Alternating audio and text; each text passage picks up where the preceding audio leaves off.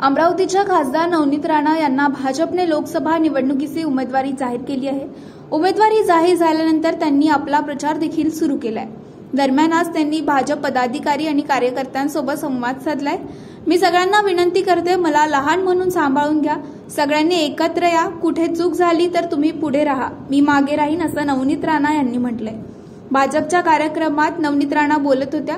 महाविकास आघाडी सरकारमध्ये अनेक लोकांनी साथ सोडली, पण आम्ही महायुती सोबत कायम होतो। सत्ता नसतानाही कायम होतो आणि सत्ता असतानाही कायम आहे आणि पुढेही कायम राहील असा टोलाही नवनीत राणा यांनी लगावलाय। अपक्ष असताना मी मोठ्या प्रमाणावर अमरावतीसाठी निधी आणला।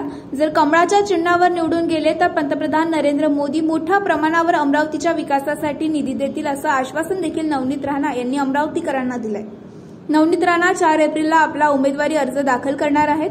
उपमुख्यमंत्री देवेंद्र फडणवीस आणि भाजप प्रदेशाध्यक्ष चंद्रशेखर बावनकुळे हे देखील त्यावेळी उपस्थित राहणार आहेत। नामांकन रॅलीच्या पार्श्वभूमीवर भाजपच्या बूथ प्रचाराची महत्त्वाची बैठक पार पडेल।